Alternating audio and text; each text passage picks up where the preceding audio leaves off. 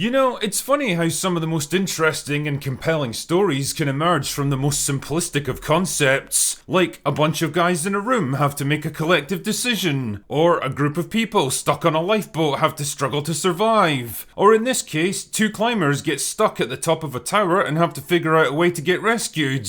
Basic stuff, but even simple ideas can turn into something pretty special if they're well executed.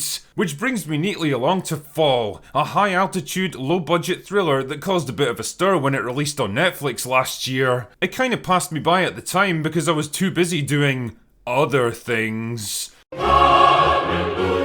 But when I finally sat down to watch it a couple of days ago, I was genuinely impressed by how much mileage it manages to get out of such a basic concept, how neat and logically consistent the script is, and how invested I became in the fate of the two leads. In short, it was a damn good movie that deserves a bit of attention here, so strap on your climbing boots and I'll see you at the top. The movie begins with main character Becky free climbing what looks like El Capitan with her best friend Hunter and her husband Dan. And straight away, I knew they were in trouble because clearly William Shatner is the only human capable of such a feat. Anyway, it all goes tits up when Dan loses his grip and falls to his death. Oh no, what a shame. Flash forward a year or so and Becky's become an alcoholic recluse, consumed by grief, shut away from her friends and estranged from her father. But that all changes when Hunter shows up one day and suggests that the two of them go on a little adventure together, climbing an old decommissioned TV tower and scattering Dan's ashes at the top. It's an opportunity for Becky to find some kind of closure by tackling her fear of climbing head on and finally letting go of Dan so that she can move on with her life. She's not exactly thrilled at the prospect, but eventually lets herself get talked into it. And before you know it, the two girls have driven out into the desert and made the 2,000-foot climb to a narrow viewing platform at the top of the worlds. Nice work. Unfortunately, their good luck doesn't last. See, it turns out that a rusty old steel tower that's been exposed to the elements for 50 years isn't exactly up to code, and just as they're starting their descent, the access ladder collapses, stranding both girls at the top. With no way down and no cell phone reception at such high altitude,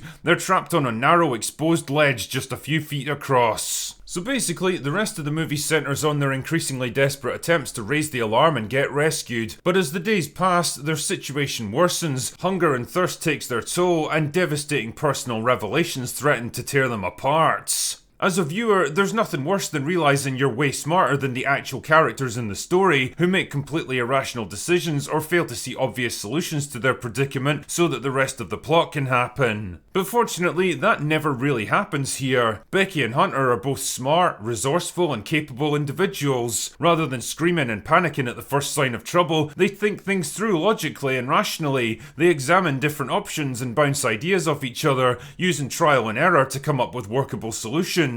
Obviously their ideas don't always succeed, but you can at least understand the train of thought that led to them. In short, they don't feel like they've been made artificially stupid just to service the plots. In fact, you get the sense that the writers made a real effort to cover all of the bases with this one, setting up rules and payoffs early on and sticking to them. A trick to draw vitally needed power from a light fixture is established as something that can be done near the start of the film, even down to protecting your hands from the red hot bulb. There's a neat little piece of foreshadowing for something that's going to scupper the girls' plans near the climax. And if you pay close attention from the midpoint onwards, you may just notice little details that suggest all is not quite what it seems. Either way, all of this is to say that the attention to detail here is surprisingly good. I mean, that's not to say the film scrimps on action either. There's plenty of death-defying moments where characters have to gamble everything to retrieve a vital piece of equipment, or hang tight and battle against exhaustion to charge up a life-saving drone. And it's all made so much more impactful by the excellent cinematography, the weird contrast of gorgeous open landscapes all around, and the terrifying claustrophobia of their actual situation. Rather than resort to green screens and CGI, most of the movie was filmed on actual locations, and it shows. It feels like the actors are really there because, well, they are. But all of this stuff would be for nothing if the film couldn't get us to root for its characters, and this is another big advantage of Fall. Becky and Hunter are both sharply defined, nicely contrasted, and intelligently written, playing neatly off against each other as their conflicting personalities and murky personal history causes friction between them. Hunter's a brash, confident daredevil, always looking for the next big thrill, and always pushing Becky to her limits, even slightly beyond them at times. Whereas Becky starts out broken, timid and easily spooked, and has to battle hard to overcome her fears and weaknesses as the movie progresses. They're likeable and most importantly believable, and damn, they're not exactly hard on the eyes either.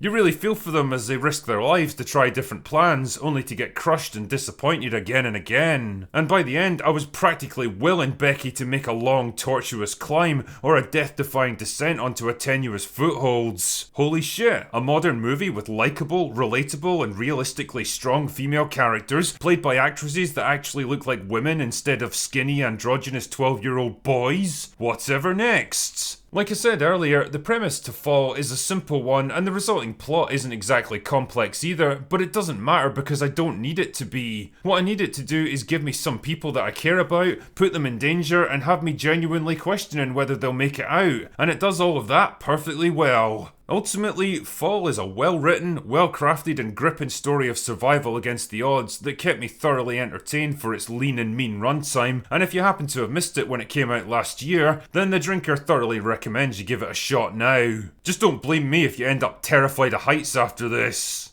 Anyway, that's all I've got for today. Go away now.